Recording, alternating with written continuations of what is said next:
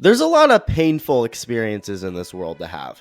Getting kicked in the balls, getting cheated on, hemorrhoids, childbirth, rooting for Cleveland sports. Life is rough, man. And yeah, especially that last one. The Cleveland Guardians, formerly Indians, it seems like that city and team can't have anything good.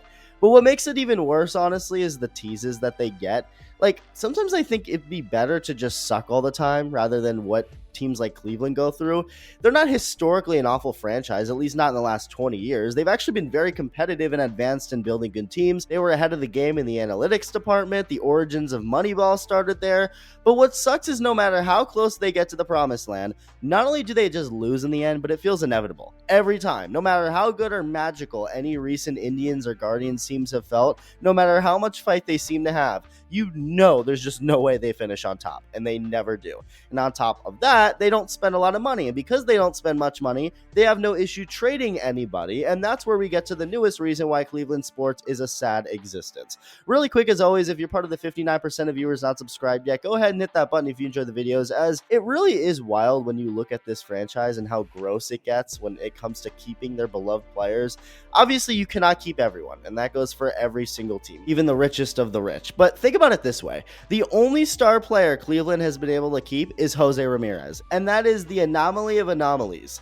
Despite being one of the best players in baseball for his entire career, J-Ram took the biggest discount imaginable. He could have easily gotten at least $250 million with another team. I mean, Francisco Lindor got over $300 million from the Mets, and Ramirez, I think, is a better player, but he decided to settle for a $141 million contract over 7 years. I mean, the team straight up told Ramirez that they cannot afford what he's worth. I think they admitted that.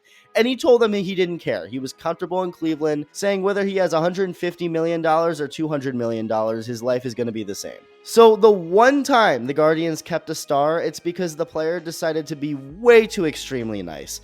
They are beyond lucky to still have him. But again, that's an anomaly. So anyone else who's good will eventually be traded away, and Josh Naylor is the newest example of that. Josh Naylor has been one of the most electric players in baseball since he became a full-time player in 2022. Before that, he was the 12th overall draft pick by the Marlins in 2015, got traded a year later to San Diego, where he played with the Padres in 2019 and 2020, and then the Indians in 2020 and 2021 after getting traded there, but had his 2021 season ended early because of a nasty collision that broke and dislocated his ankle. But since coming back in 2022, Naylor's been awesome. He's one of those guys that has that 24/7 look of I'm going to rip your throat out if you try me. And then when he does the damn thing, he goes absolutely berserk like an animal. Like he's always bottling in that craziness and then it unleashes. It's insane. He's insane, but it's part of his game and what makes Josh Naylor Josh Naylor. It's easy to see why he'd be a fan favorite, other than how good he is from a talent standpoint. And he's only really gotten better as the years have gone on. He hit over 300 in 2023, had his batting average drop a lot for 2024, but then had his power go up. Hitting a career-high 31 home runs, he got named an All-Star for the first time, drove in over 100 RBIs, and his intensity level stayed exactly the same. He really is and has been a great player and person, I think, to have for this Guardians team.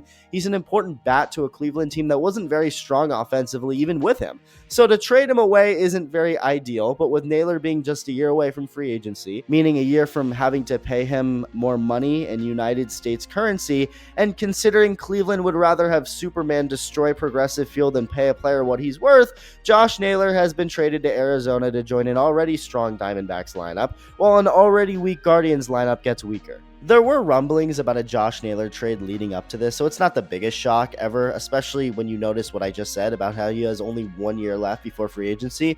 Seattle made the most sense for a landing spot since they need any type of hitting they can get, but no. I guess they just don't want it bad enough, and so Naylor becomes a snake.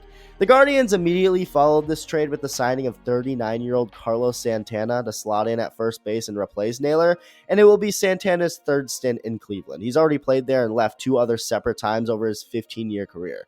I like Carlos Santana. He's put up a nice overall career. He really has. But like I said, he's also almost 40. Not as good as he used to be. And yeah, it sucks, man. To lose yet another fan favorite and impact player while getting pitcher Slade Cecconi and a competitive balanced round B draft pick in return. Cecconi's done nothing but stink it up so far in his 2 years of experience in the big leagues. His ERA last year in 77 innings was over 6.5. But knowing how good Cleveland is at developing pitching, I wouldn't be surprised to see them unlock something in him. But I mean, Cleveland already has good pitching and a really good bullpen. What they don't have is a good offense. And then they traded away one of their best hitters. Let me know your thoughts, and thank you for watching.